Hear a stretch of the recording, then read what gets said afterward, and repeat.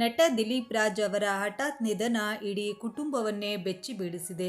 ದಿಲೀಪ್ ರಾಜ್ ಇನ್ನಿಲ್ಲ ಎಂಬ ಸುದ್ದಿ ಕೇವಲ ಸಿನಿಮಾ ರಂಗಕ್ಕೆ ಮಾತ್ರವಲ್ಲ, ಇಡೀ ಕುಟುಂಬಕ್ಕೆ ನುಂಗಲಾರದ ತುತ್ತಾಗಿ ಪರಿಣಮಿಸಿದೆ. ವಯಸ್ಸಲ್ಲದ ವಯಸ್ಸಿನಲ್ಲಿ ಅಂದರೆ ಕೇವಲ 47ನೇ ವಯಸ್ಸಿಗೆ ದಿಲೀಪ್ ರಾಜ್ ತಮ್ಮ ಪತ್ನಿ ಹಾಗೂ ಇನ್ನೂ ಮದುವೆಯಾಗದ ಇಬ್ಬರು ಹೆಣ್ಣು ಮಕ್ಕಳನ್ನು ಬಿಟ್ಟು ಅಗಲಿದ್ದಾರೆ. ದಿಲೀಪ್ ರಾಜ್ ಅವರು ತಮ್ಮ ಜೀವನದ ಪ್ರತಿಯೊಂದು ಹಂತದಲ್ಲೂ ಪತ್ನಿಯನ್ನ ತನ್ನ ಸ್ಫೂರ್ತಿ ಅಂತ ಹೇಳುತ್ತಿದ್ದರು. ಪತ್ನಿಯನ್ನ ತುಂಬಾನೇ ಪ್ರೀತಿಸ್ತಾ ಇದ್ರು.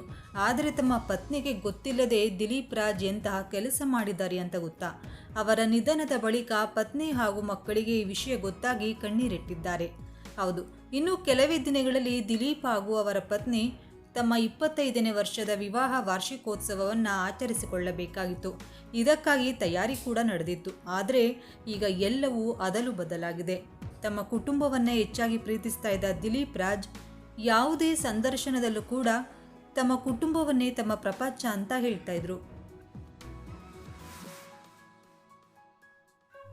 ಇನ್ನು ಈ ವರ್ಷ ದಿಲೀಪ್ ರಾಜ್ ಹಾಗೂ ವಿದ್ಯಾ ಮದುವೆಯಾಗಿ 25 ವರ್ಷ ಆಗುತ್ತಿತ್ತು. ಅದಕ್ಕಾಗಿ ವಿಶೇಷ ವಾರ್ಷಿಕೋತ್ಸವ ಆಚರಣೆಗೆ ಎಲ್ಲವೂ ಸಿದ್ಧವಾಗಿತ್ತು. ಆದರೆ ಅದಕ್ಕೂ ಮೊದಲೇ ಇಡೀ ಕುಟುಂಬ ದುಃಖದಲ್ಲಿ ಮುಳುಗುವಂತಾಗಿದೆ.